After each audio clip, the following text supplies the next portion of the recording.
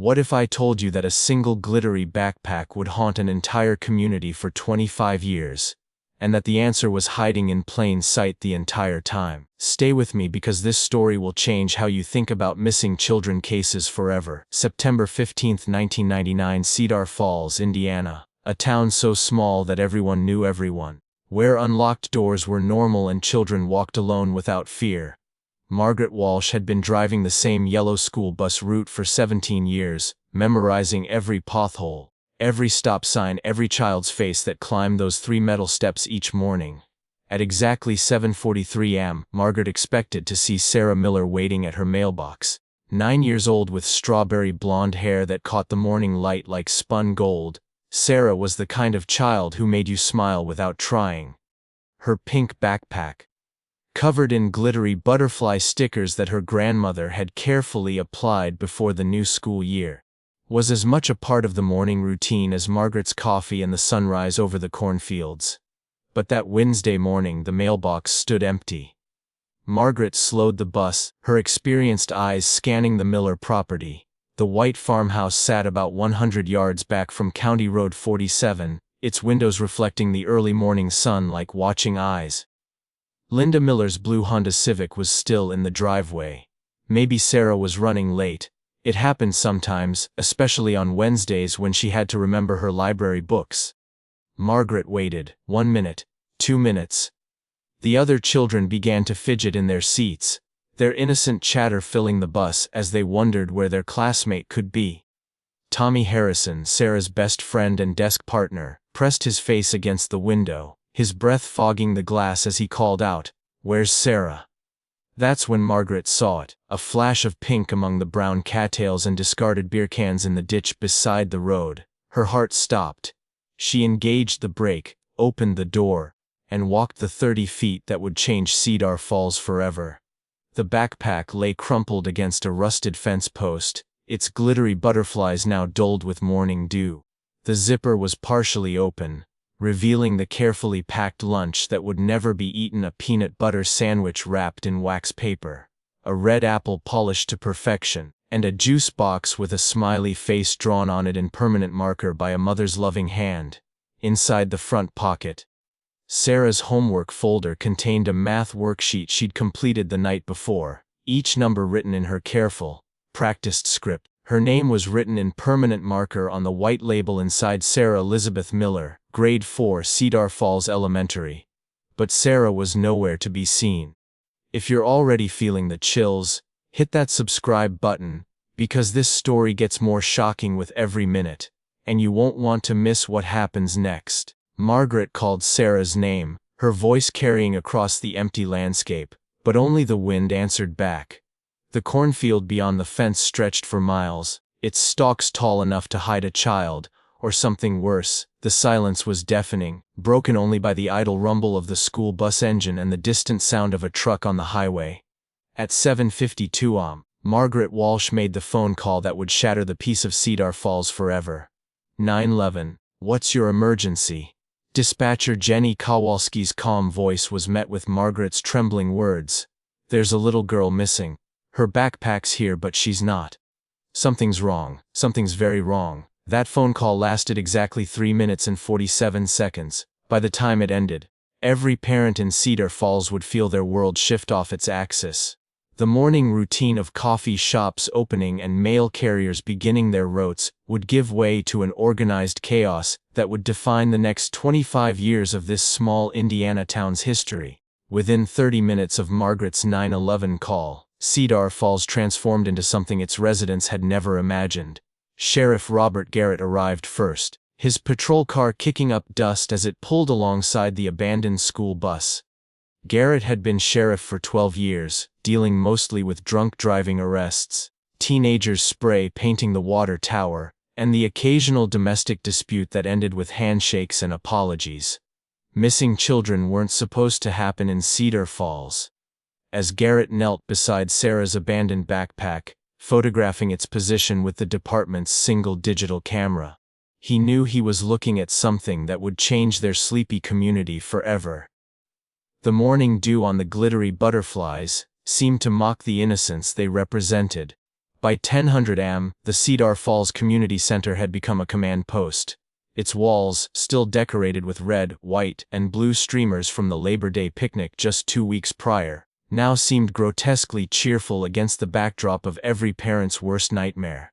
Nearly 200 volunteers had assembled in the parking lot, their faces grim with purpose and determination. David Miller stood apart from the crowd, still wearing his work clothes from the construction site where he'd been called away that morning.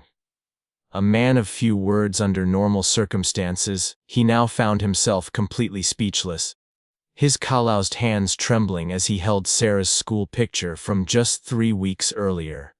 The one where she smiled with the gap where her front tooth had been. Linda Miller clung to his arm, her eyes red-rimmed and darting constantly between the volunteers and the tree line where her daughter might be lost, hurt, or worse. The woman who had waved goodbye to Sarah through the kitchen window just hours earlier now faced every mother's darkest fear. Pause the video for just a second and imagine if this was your child. That fear you're feeling right now. That's what drove this community to do the extraordinary. Make sure you're subscribed because this story shows the incredible power of people who refuse to give up. Retired Army Sergeant Frank Morrison took charge of organizing the search teams with military precision. Groups of 20 moved methodically through the cornfields, their voices calling Sarah's name in a haunting chorus that echoed across the rural landscape. They found deer trails and discarded farm equipment, rusted cans and weathered clothing that made hearts stop until closer inspection revealed nothing connected to a 9-year-old girl. The state police arrived by noon, bringing with them a K-9 unit and the kind of systematic approach that Sheriff Garrett knew his small department desperately needed. Detective Linda Chen, a 20-year veteran from Indianapolis, took charge of the investigation with a quiet efficiency that both reassured and terrified the Miller family. The dogs picked up Sarah's scent immediately at the backpack location, their urgent whining cutting through the September air like a knife. But the trail led in confusing directions, first toward the cornfield, then back to the road, then seeming to disappear entirely near the asphalt. Detective Chen knew what this meant, though she wouldn't voice it aloud. Sarah hadn't walked away on her own. As afternoon stretched into evening, the search took on an increasingly desperate quality. Floodlights were brought in, casting eerie shadows across the landscape that had been Sarah's playground. The cornfield, which had provided hide and seek adventures during long summer afternoons, now loomed like a labyrinth of terror where every rustling stalk might hide a clue or a nightmare. Betty Hawkins, who worked the morning shift at Murphy's truck stop on Highway 31, remembered several truckers stopping between 6000 and 8000 am. But the surveillance system had been broken for 6 months, its cameras pointing uselessly at empty spaces. The state police interviewed every trucker they could find, taking names and checking logs, but the transient nature of the highway meant that dozens of potential witnesses had already disappeared into the vastness of America's interstate system. By the third day, when the initial adrenaline had faded and the harsh reality began to set in, Cedar Falls had become a different place entirely. Parents walked their children to bus stops they'd never supervised before. Doors that had remained unlocked for generations now featured deadbolts and chain locks. The Miller house, once a center of neighborhood activity, stood silent behind drawn curtains. The case that began with a missing backpack and a mother's routine wave goodbye was transforming Cedar Falls from a place where children rode bikes until dark into a community that would never quite feel safe again. 2 weeks after Sarah Miller's disappearance, the crushing limitations of 1999 technology became a weight that threatened to sink the entire investigation. Detective Chen stared at the evidence board in the Cedar Falls Sheriff's Office, its surface covered with photographs, maps, and witness statements that seemed to lead absolutely nowhere. The state of the art investigation tools that existed in larger cities might as well have been science fiction in rural Indiana. Dye analysis required weeks of processing time through overloaded state labs. Cell phone records were sparse since most residents still relied on landlines that provided no location data. The internet was something most families accessed through dial-up connections that screeched and buzzed with frustration. The physical evidence was heartbreakingly minimal. Sarah's backpack had yielded no fingerprints other than her own and her mother's. The ground where it was found had been too disturbed by the initial search to preserve any useful tracks. The weather that week had been unseasonably dry, meaning no mud to capture tire impressions or footprints that might have pointed investigators toward answers. Here's something that will blow your mind. All the technology we take for granted today that could have solved this case in hours simply didn't exist yet. Keep watching because you'll see how 25 years of technological advancement finally cracked this mystery wide open. Detective Chen had worked cases where a single fiber could break everything wide open. But those fibers required sophisticated analysis that the regional lab couldn't provide for weeks, if at all. Sheriff Garrett found himself making phone calls that no small-town lawman should have to make, contacting the FBI's Indianapolis field office only to learn that federal involvement required specific criteria that Sarah's case didn't yet meet.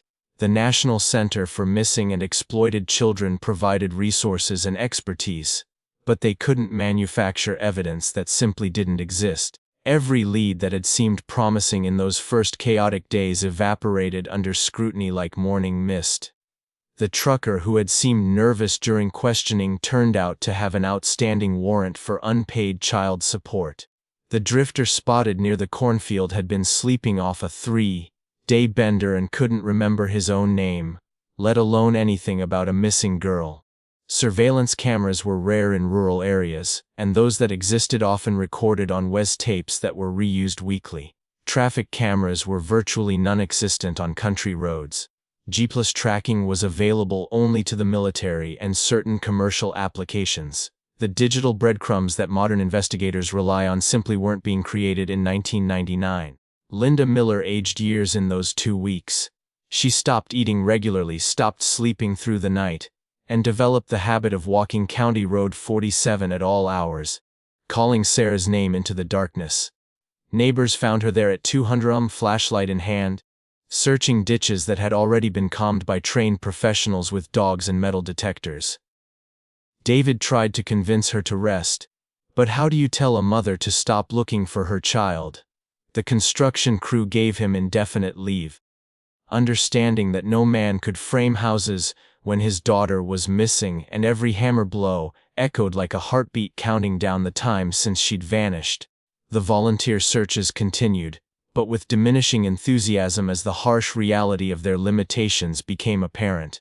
The initial surge of community support began to fracture under the weight of daily life. Farmers had crops to harvest, parents had their own children to worry about, and the command post at the community center was scaled back to a single table, where Detective Chen reviewed the same evidence files with increasingly desperate attention to detail. She had seen this before, the moment when a hot investigation begins its inexorable slide toward becoming a cold case. Without new evidence, without witnesses, without the technological tools that could extract information from digital sources that barely existed, the case was entering territory that no investigator wanted to navigate. The psychological toll on Sarah's classmates became apparent when Cedar Falls Elementary brought in counselors from the county seat. 9-year-olds weren't supposed to grapple with concepts like stranger danger and random violence. Tommy Harrison, who had asked about Sarah that first morning on the bus, stopped speaking entirely for 3 days. His teacher, Mrs. Patterson, found him drawing pictures of empty school buses and abandoned backpacks during art time. Detective Chen knew statistics that she couldn't share with the Miller family.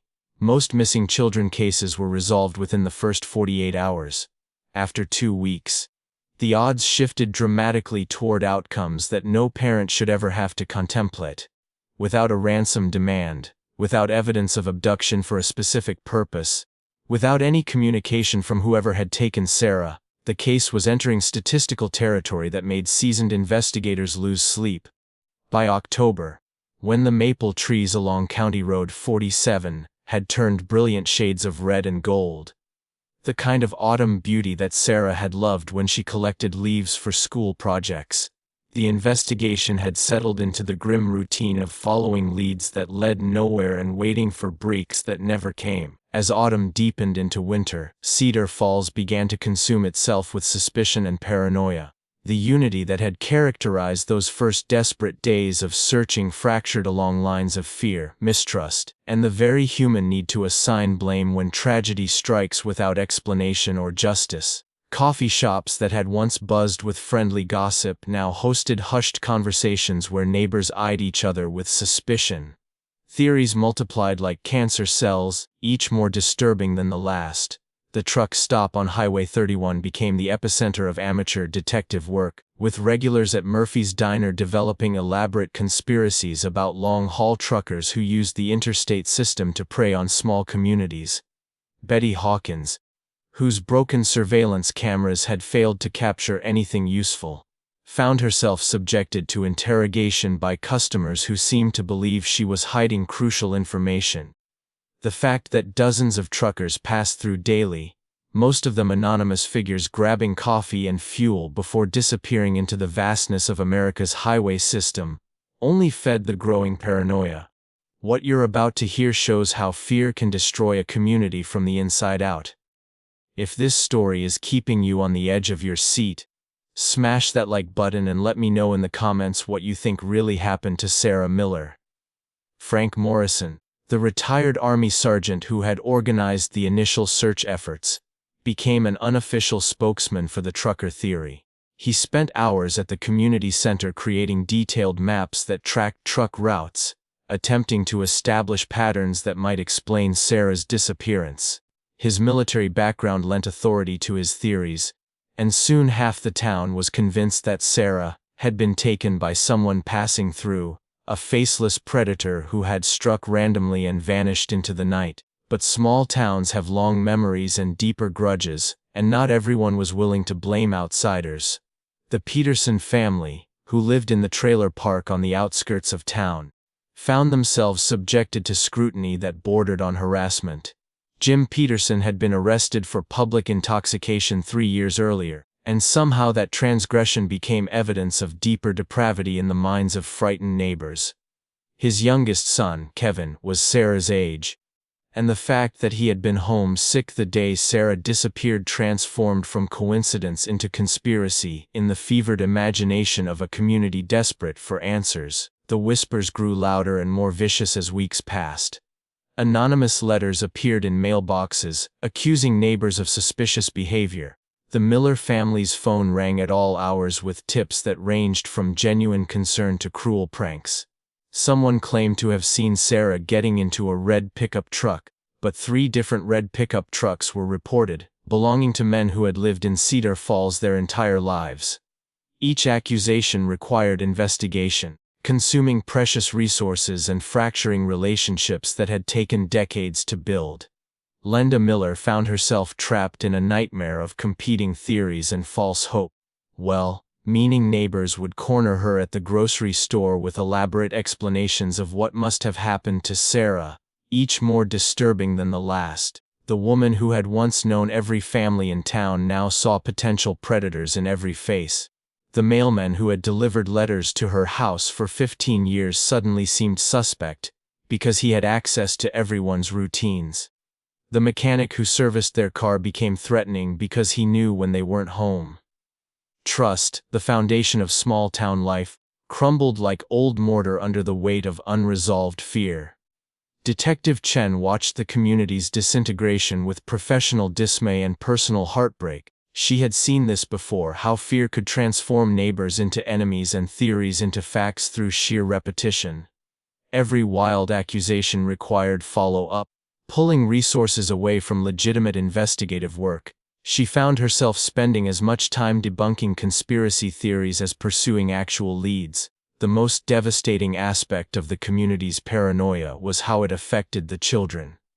Parents who had once allowed their kids to play freely now kept them under constant supervision. Sleepovers were canceled.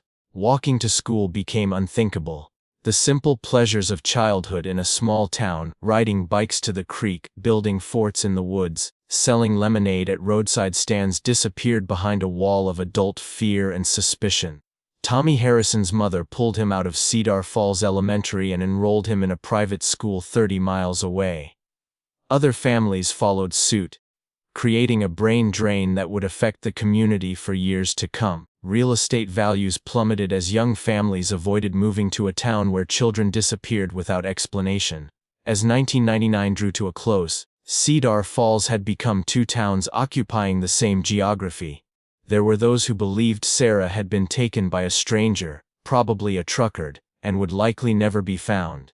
And there were those who believed the answer lay closer to home, hidden behind familiar faces and neighborly smiles. Both groups were certain they were right, and both groups were slowly destroying the community that Sarah Miller had called home. The little girl with the butterfly backpack had vanished, but her absence was reshaping everything she had left behind in ways that no one could have imagined. 25 years is a long time to live with an unanswered question, but for Linda Miller, every morning began the same way, with the crushing weight of not knowing where her daughter was. The basement of the Miller farmhouse had been transformed into something between a shrine and a war room, its walls covered with maps, photographs, and timelines that chronicled her relentless pursuit of truth. Cardboard boxes labeled by year contained every piece of correspondence with law enforcement agencies, private investigators, and psychics who promised answers that never came. The marriage hadn't survived the strain. David Miller had tried to grieve and move forward, but Linda's obsession consumed everything in its path like a wildfire that never burned out. He remarried in 2008 and moved to Tennessee, sending birthday cards to an address where his former wife spent her days surrounded by the ghosts of an investigation that never ended. Linda's sister Margaret visited monthly, bringing groceries and pleas to let Sarah rest. But how do you let go of a child who might still be alive somewhere, waiting to come home? Linda's story will break your heart, but it also shows the incredible power of a mother's love. If you have children, this will hit differently. Hit subscribe and share this video because every parent needs to see what true dedication looks like. The basement walls told the story of a mother's descent into the labyrinth of missing children cases. Linda had memorized statistics that Detective Chen had once been too kind to share. The odds of finding a missing child alive after the first 48 hours, the patterns of stranger abductions, the psychological profiles of predators who targeted rural communities. She'd educated herself in forensic techniques, cold case methodologies, and the evolving science of criminal investigation with the desperate intensity of someone whose life depended on it. Every few years, Linda would compile her research and drive to Indianapolis, requesting meetings with cold case detectives who would patiently review her files and gently explain that without new evidence, there was little they could do. She developed relationships with other parents whose children had vanished, a network of the permanently broken who shared theories and sustained each other through anniversaries that marked not birthdays or holidays, but the passage of time since their worlds had collapsed. The internet had given Linda's obsession new dimensions. She maintained a website dedicated to Sarah's case, updating it weekly with new theories and appeals for information. She'd learned to navigate databases of unidentified remains, cross-referencing age and physical characteristics with the heart, stopping precision of someone who knew that her daughter might be reduced to a case number in some distant coroner's office. Every news story about recovered remains or solved cold cases sent her racing to her computer, searching for connections that might finally provide answers. She'd driven to morgues in 6 different states, studying photographs that no mother should ever have to see, hoping and praying that the unidentified remains weren't Sarah while simultaneously desperate for any kind of closure. Detective Chen had retired in 2018, but she'd never forgotten the little girl with the butterfly backpack.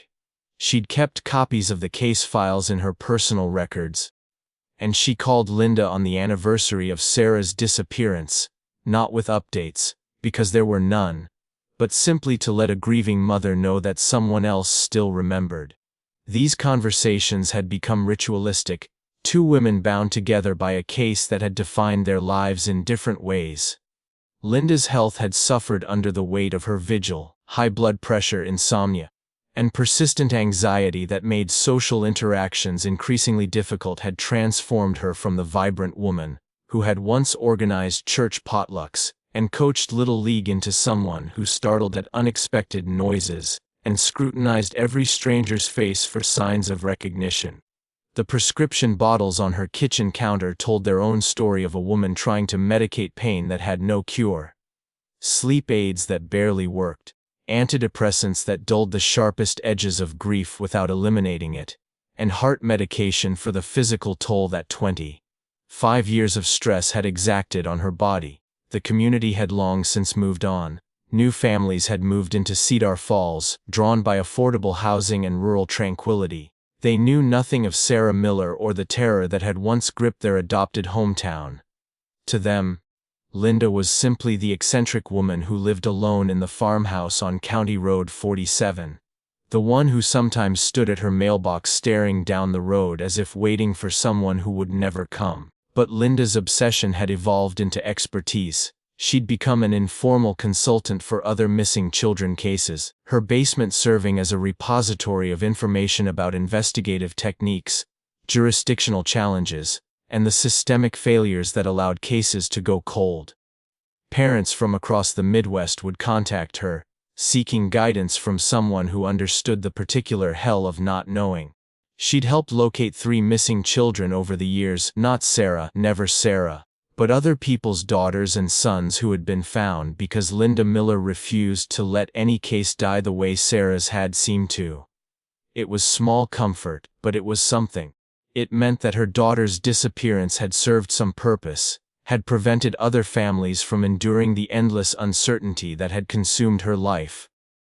Every night, Linda would climb the stairs from her basement command center and pass Sarah's bedroom, kept exactly as it had been on September 15, 1999.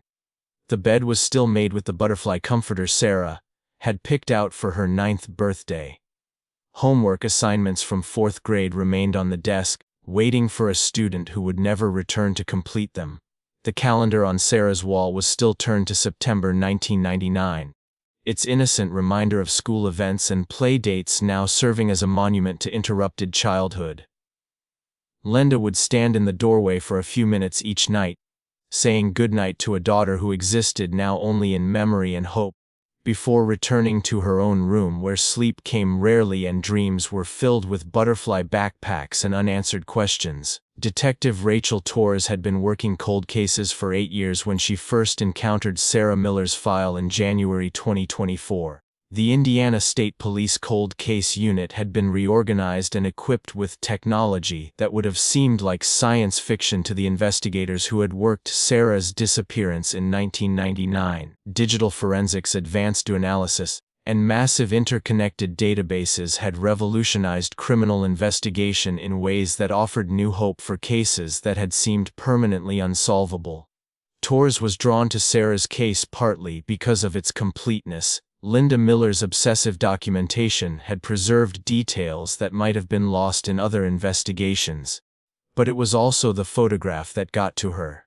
Sarah's school picture, with that gap-toothed smile and eyes that seemed to trust the world completely, reminded Torres of her own daughter. She understood the particular vulnerability of 9-year-olds who still believed that adults would keep them safe. What happens next will show you why we should never give up on cold cases. The technology that solves this mystery will absolutely blow your mind. Make sure you subscribe because you need to see how 21st century science finally delivers justice for Sarah Miller. The technology available in 2024 could accomplish things that Detective Chen could never have imagined. Cell tower data that had been primitively analyzed in 1999 could now be processed with sophisticated algorithms that revealed patterns invisible to earlier investigators. GPS tracking, which had existed in rudimentary form 25 years earlier, could now be analyzed retroactively to identify vehicles that had been in specific locations at crucial times. Most important, the proliferation of surveillance cameras and digital record keeping meant that information existed in 2024 that simply hadn't been available during the original investigation. Torres began by digitizing every piece of physical evidence from Sarah's case. The original crime scene photographs were scanned at high resolution and enhanced using software that could reveal details that had been missed by the human eye.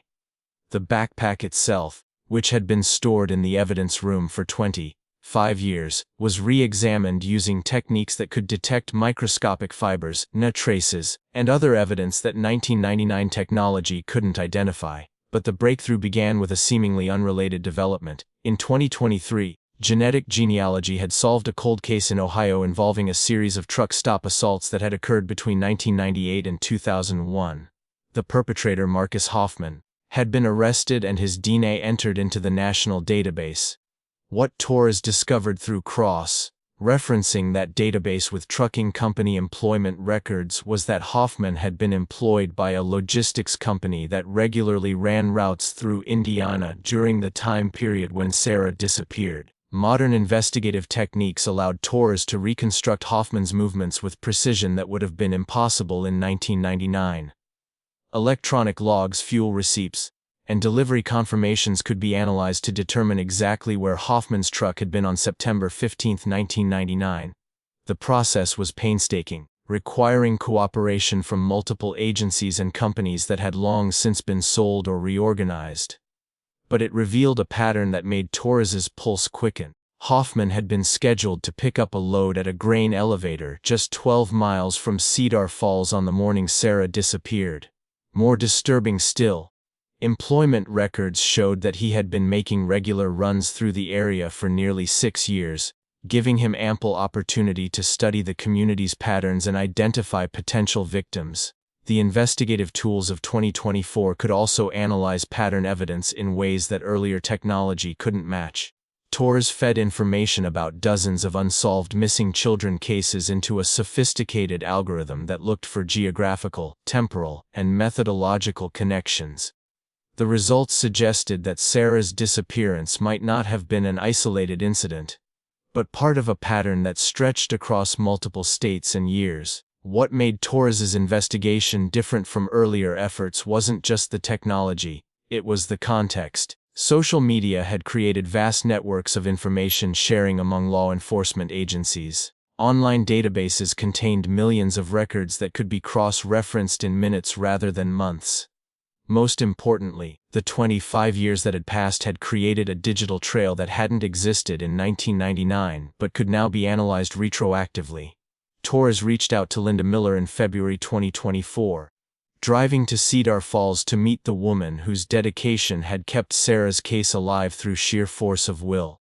The basement that Linda had transformed into her command center impressed Torres with its thoroughness. But what struck her most was Linda's immediate understanding of the new possibilities that modern technology represented. This wasn't a woman clinging to false hope. This was a researcher who understood that the tools had finally caught up to the mystery. The collaboration between Torres and Linda Miller represented something new in cold case investigation, the marriage of institutional resources with personal obsession, of cutting-edge technology with 25 years of accumulated knowledge. Together, they began to build a case that could finally answer the question that had haunted Cedar Falls for a quarter century. The digital forensics team was able to enhance surveillance footage from cameras that had been considered useless in 1999. Traffic monitoring systems that had captured images for highway maintenance purposes were analyzed using facial recognition software that could identify individuals from grainy, distant. Cell phone records that had been preserved in digital archives were processed through new algorithms that could track movement patterns and establish timelines with minute-by-minute precision. Even credit card transactions, which had seemed irrelevant to investigators focused on physical evidence, now provided a detailed map of Hoffman's activities in the days surrounding Sarah's disappearance. But the most significant breakthrough came from an unexpected source, a database of unidentified victims that had been established after 9/11 to track missing persons across jurisdictional boundaries. When Torres entered Sarah's information into this system, it identified potential connections to cases in Ohio, Illinois, and Michigan that had never been linked before.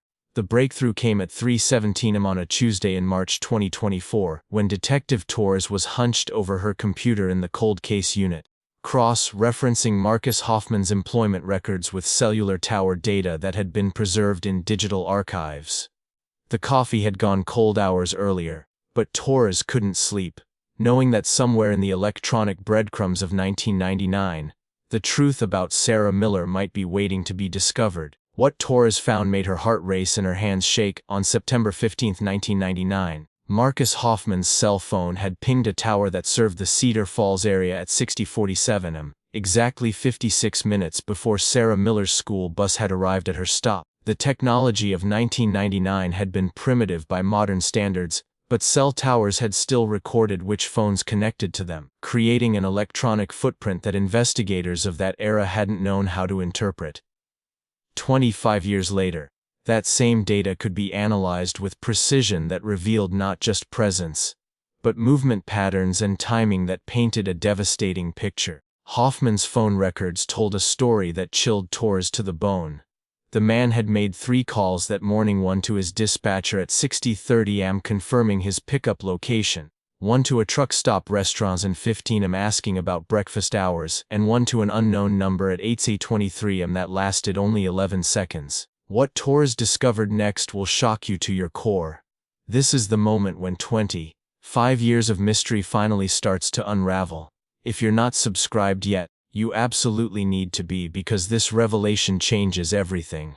That final call had been placed from a tower 30 miles east of Cedar Falls, suggesting rapid movement away from the area right around the time Sarah would have been discovered missing. But the electronic evidence grew more damning as Torres dug deeper into the digital archaeology of Hoffman's past. Credit card records showed a pattern of fuel purchases that traced his movements across the Midwest with mathematical precision.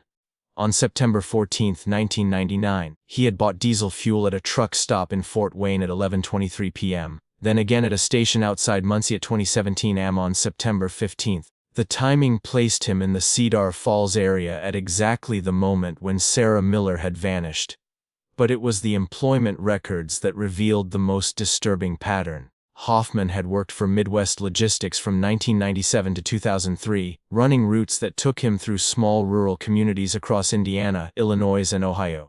When Torres cross-referenced his route schedules with a database of missing children cases, she discovered connections that made her hands shake and her stomach turn. 3 other children had disappeared from small towns within 50 miles of Hoffman's confirmed routes during his employment period.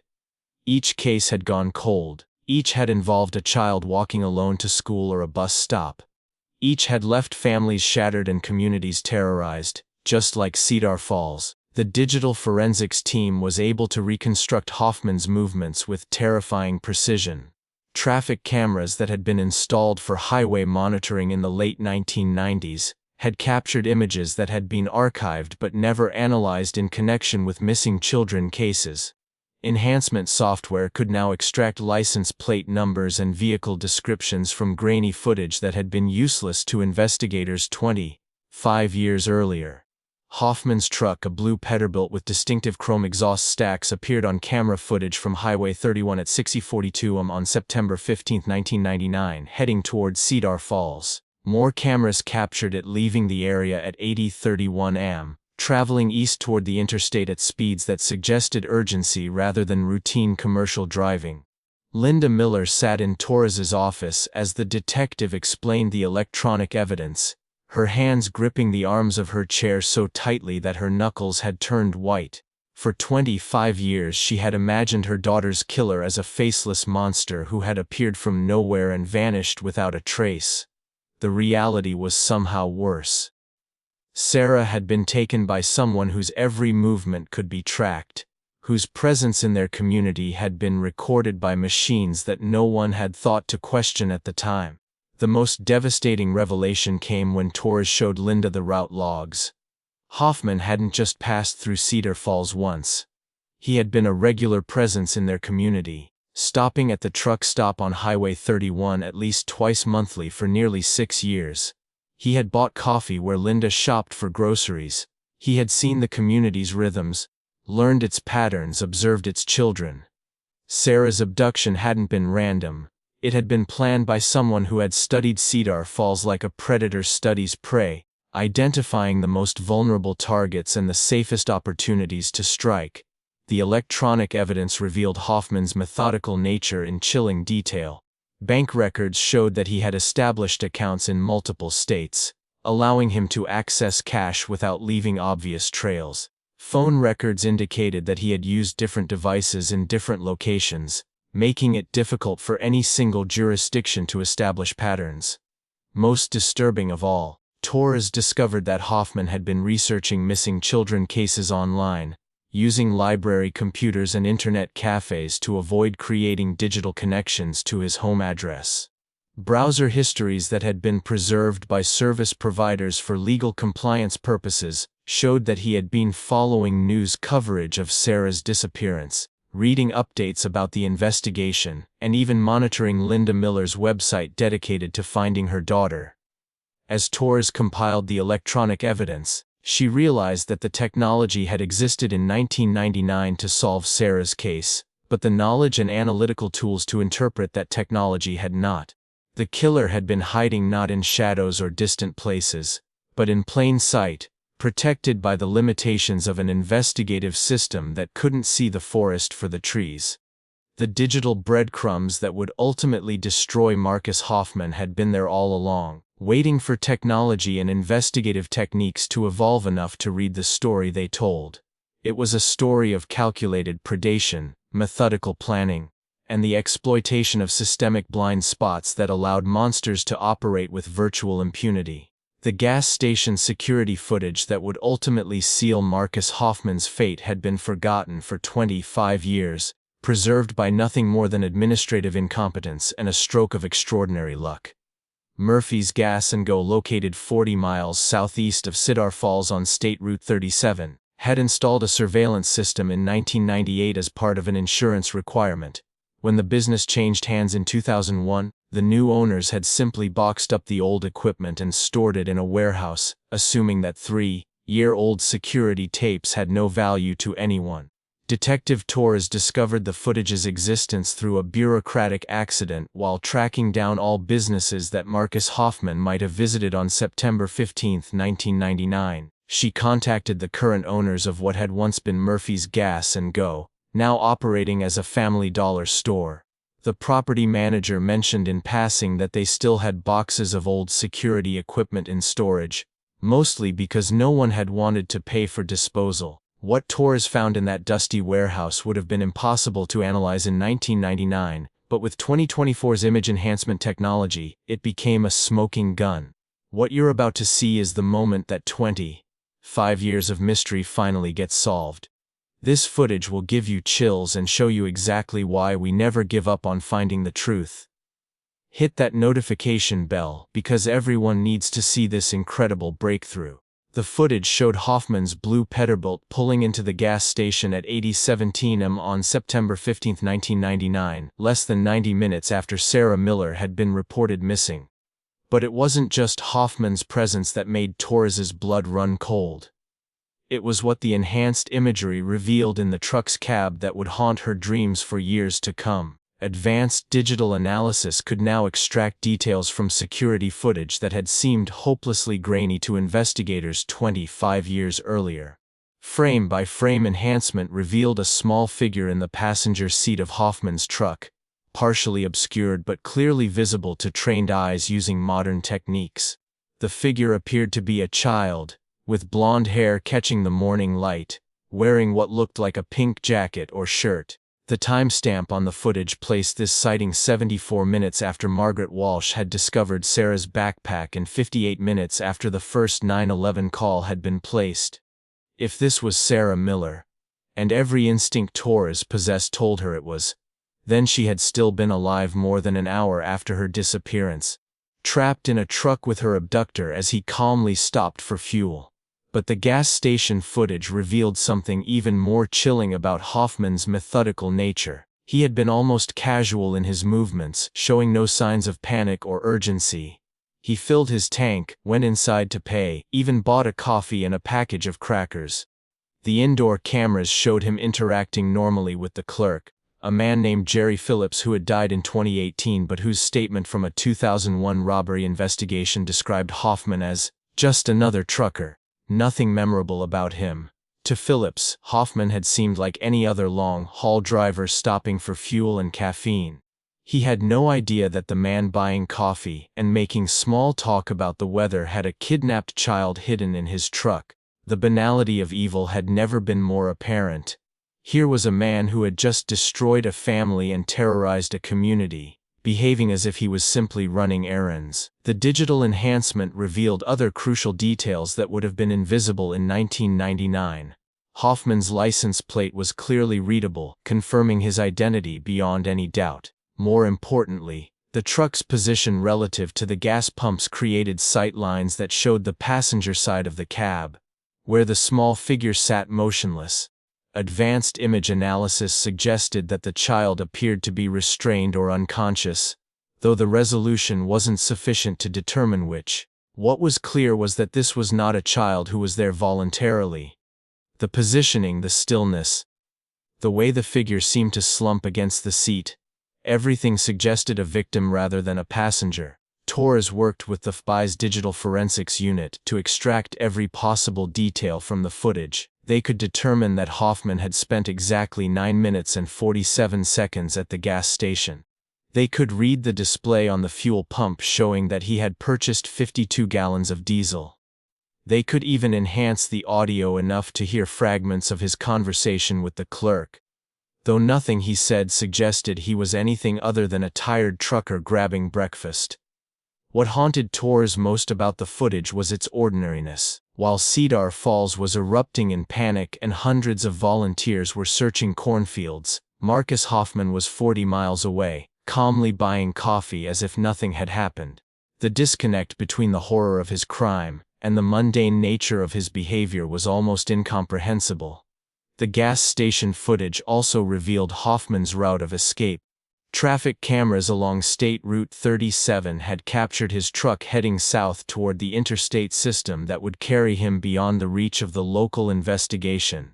By the time Sheriff Garrett had established his command post and organized search teams, Sarah Miller was already hundreds of miles away, hidden in a truck that had become invisible among the thousands of similar vehicles that traveled America's highways every day. When Torres showed the enhanced footage to Linda Miller, the years of wondering finally crystallized into devastating certainty. The small figure in the truck's passenger seat had Sarah's hair, Sarah's build, and was wearing the pink jacket that Linda had bought for her daughter just 2 weeks before school started.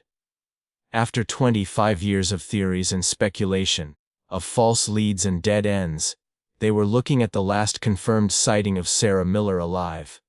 The truth had been preserved on forgotten security tape, waiting for technology to evolve enough to reveal its secrets. In that grainy, enhanced footage was the answer to every question that had tormented Cedar Falls for a quarter century. Sarah had been taken by Marcus Hoffman, and for at least 90 minutes after her disappearance, she had still been alive, traveling further and further from home in the cab of a truck driven by a man who saw her not as a child with hopes and dreams, but as prey.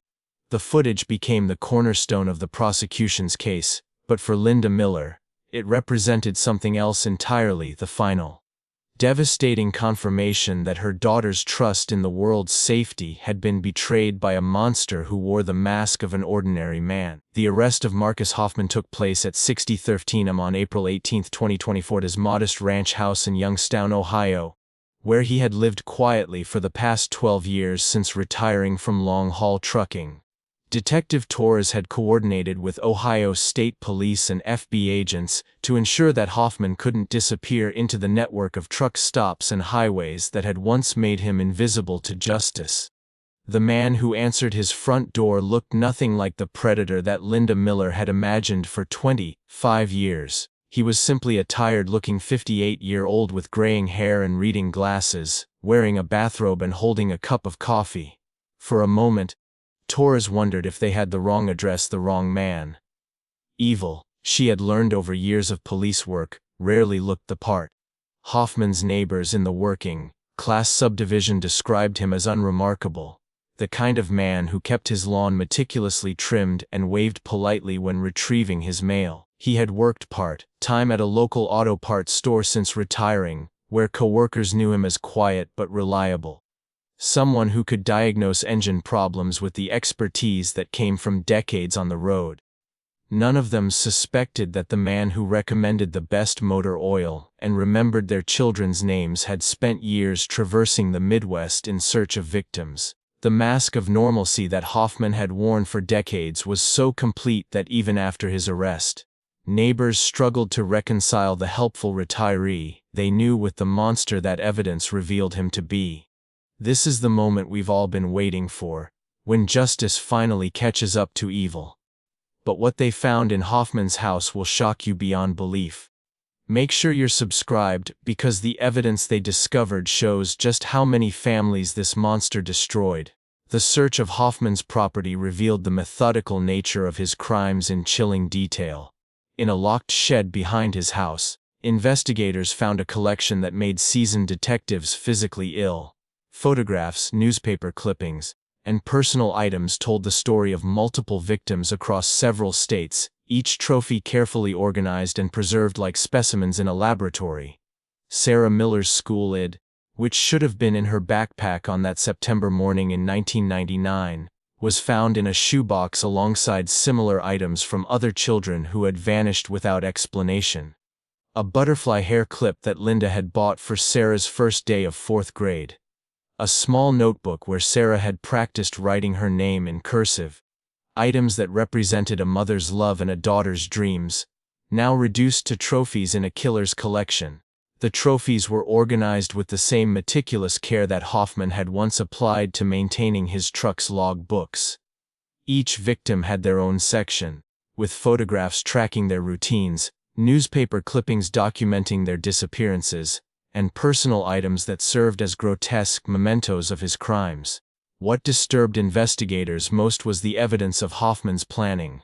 Maps marked with school bus routes, schedules noting when children walked alone to bus stops, and photographs taken from his truck showed that he had studied potential victims with the patience of someone who understood that the perfect opportunity was worth waiting for. Sarah Miller hadn't been a random victim selected in a moment of opportunity. She had been chosen because Hoffman had observed her routine during his regular runs through Cedar Falls, noting the isolated location of her bus stop and the timing of her solitary walk to the road. For weeks, possibly months, he had been planning her abduction while she lived her innocent life, unaware that she was being stalked by a predator. Digital devices seized from Hoffman's home revealed the extent of his obsession with his crimes. Computer files showed that he had been monitoring news coverage of missing children cases, following investigations, and even reading online forums where families discussed their missing loved ones. He had watched the pain he caused with the same methodical attention he had applied to planning his crimes. Most disturbing of all, investigators found evidence that Hoffman had been following Linda Miller's website dedicated to finding Sarah. He had read her appeals for information, studied her theories about what might have happened, and watched a mother's descent into obsession with what appeared to be satisfaction rather than remorse. Linda Miller learned of the arrest through a phone call from Detective Torres at 1847 25 years, 7 months, and 3 days after her daughter had disappeared. The conversation lasted only 4 minutes, but those 4 minutes contained more answers than Linda had received in a quarter-century of searching. When she hung up the phone, she sat in the kitchen where she had last seen Sarah eating breakfast, finally understanding that her daughter would never walk through that door again. The news of Hoffman's arrest spread through Cedar Falls with the speed that only devastating revelations can achieve. Margaret Walsh, now retired from driving school buses, received the call at her daughter's house in Indianapolis, where she had moved after the nightmares became too much to bear. Sheriff Garrett, who had passed away in 2019, would never know that the case that had haunted his final years in law enforcement had finally been solved. The community center where volunteers had once assembled for searches became the site of an impromptu gathering as residents tried to process the end of their town's longest nightmare. Frank Morrison, the retired Army sergeant who had organized those first desperate search efforts, stood in the parking lot where hundreds of volunteers had once assembled, tears streaming down his weathered face. The trucker theory that he had championed for decades had been vindicated, but the satisfaction felt hollow after so many years. Tommy Harrison, Sarah's classmate who had asked about her that first morning on the bus, was now a father himself, living in Chicago and struggling to explain to his own 9-year-old daughter why he was crying over a phone call about something that had happened before she was born. The arrest that should have brought closure instead opened wounds that many in Cedar Falls thought had finally healed. Hoffman's methodical approach to his crimes, the evidence that Sarah had been one of many victims, and the realization that he had continued living his life normally for 25 years while families suffered created a new kind of anguish. Justice was finally within reach. But it came with the devastating knowledge that Sarah Miller had been dead for decades while her mother searched for her with the devotion that only parents possess. The face of evil, when it was finally revealed, looked like anyone's neighbor, anyone's coworker, anyone's helpful retiree who fixed cars and remembered children's names. The courtroom in Marion County was standing room only on November 15, 2024. When Marcus Hoffman finally faced the consequences of crimes that had remained hidden for 25 years. Linda Miller sat in the front row, wearing the same blue dress she had worn to Sarah's last school program, her hands folded in her lap with the composure that comes from having endured the worst imaginable pain and somehow survived it. The woman who had spent decades in her basement, surrounded by evidence and theories, now sat just 20 feet from the man who had destroyed her world, finally able to look into the face of her daughter's killer. Hoffman had aged badly during the 7 months since his arrest. The unremarkable retiree who had answered his door in a bathrobe had been replaced by a gaunt figure who seemed to shrink into his orange jumpsuit. His attorney had advised him to plead guilty in exchange for life without parole, avoiding the death penalty that prosecutors had threatened to seek. But the formal reading of charges, kidnapping, murder in the first degree, and additional counts related to other victims, seemed to drain whatever life remained in his eyes. This is it, the moment when 25 years of pain finally gets answered with justice. What happens next will restore your faith in the system and show you why we never give up fighting for victims. If this story has moved you, please share it because every family deserves this kind of closure. When Hoffman finally spoke, his voice was barely audible even with the courtroom's amplification system. "I'm sorry," he said, though whether he was addressing the judge, the victims' families, or simply the weight of his own conscience was unclear. The words felt inadequate, almost insulting in their simplicity. How do you apologize for destroying multiple families, for stealing children's futures, for leaving communities traumatized for decades? Linda Miller showed no reaction to his words, having moved beyond the possibility that anything he could say would matter. She had spent 25 years imagining this moment, but the reality was anticlimactic. There was no satisfaction in seeing a broken old man mumble apologies, no sense of victory in watching someone who had already lost everything that mattered confess to crimes that everyone already knew he had committed. The impact statements from victims' families revealed the true scope of Hoffman's crimes. Sarah Miller had been one of at least 6 children that investigators now connected to his cross-country routes between 1997 and 2003. Parents from Ohio, Illinois, and Indiana stood before the court to describe lives forever altered by uncertainty, marriages destroyed by grief, and siblings who had grown up in the shadow of a missing child. They spoke of birthday parties never celebrated, graduations never attended, and grandchildren who would never know their aunts and uncles. They described the particular hell of not knowing, of hope turning to obsession, of families fracturing under the weight of unanswered questions. Hoffman sat through it all with his head down, occasionally glancing up but never making eye contact with the people whose lives he had shattered. Detective Torres testified about the investigation that had finally brought Hoffman to justice, describing how technology had evolved to solve crimes that once seemed unsolvable. The gas station footage, the cell phone records, and the digital reconstruction of Hoffman's movements painted a picture of calculated predation that chilled everyone present. But it was Linda Miller's testimony that silenced the courtroom completely. She spoke for 52 minutes about a daughter who loved butterflies, collected leaves, and had been excited about learning cursive writing. She described 25 years of searching, of hope turned to obsession, of a marriage that couldn't survive the weight of not knowing.